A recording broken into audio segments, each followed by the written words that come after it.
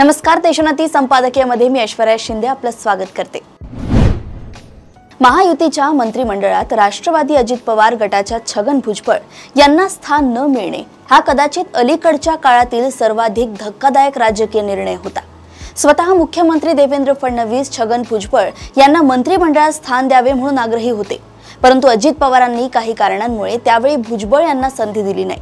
त्यानंतर भुजबळ यांनी अतिशय आक्रमकपणे आपली नाराजी व्यक्त केली होती। अगदी थेट अजित पवारांवरही शरसंधान साधण्यास त्यांनी कमी केले नाही। दरम्यानच्या काळात धनंजय मुंडे यांच्या राजीनाम्यामुळे मंत्रिमंडळातील राष्ट्रवादीच्या कोट्यातील एक जागा रिक्त झाली होती।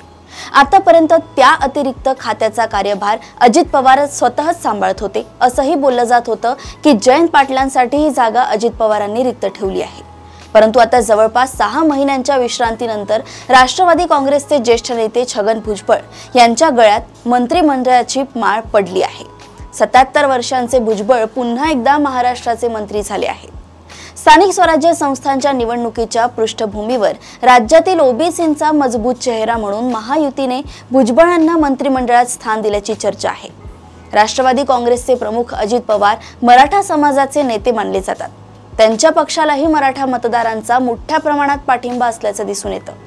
मराठा समाजाबरोबरच इतर मागासवर्गीय समाजाचाही म्हणजेच ओबीसी समाजाचाही राष्ट्रवादी काँग्रेसला मोठा पाठिंबा आहे। परंतु धनंजय मुंडे यांच्या राजीनाम्यानंतर पक्षात ओबीसी नेतृत्वाची पोकळी निर्माण झाली होती। ही पोकळी भरून काढण्यासाठी छगन भुजबळ यांना मंत्रिपद देण्यात आल्याची चर्चा आहे। एकंदरीत भुजबळ यांचे मंत्रिपद हा एक समतोल साधणारा निर्णय असल्याचं दिसतंय। केंद्रातील भाजपा सरकारने जातीय जनगणनेबाबत निर्णय घेतल्यानंतर भुजबळ यांचे महत्त्व वाढले होते। या संभाव्य जनगणनेचा सर्वाधिक फायदा ओबीसींना होणार अशा चर्चांनी जोर धरला होता। कदाचित त्यामुळेही छगन भुजबळ यांच्यासारखा तगडा ओबीसी नेता नाराज असणे परवडणार नाही असा राजकीय विचार अजित पवार आणि महायुतीच्या अन्य नेत्यांनी केला असण्याची शक्यता नाकारता येत नाही। अशाच राजकीय घडामोडी व अपडेट सोबत पुन्हा भेटूया देशोन्नती संपादकीयमध्ये।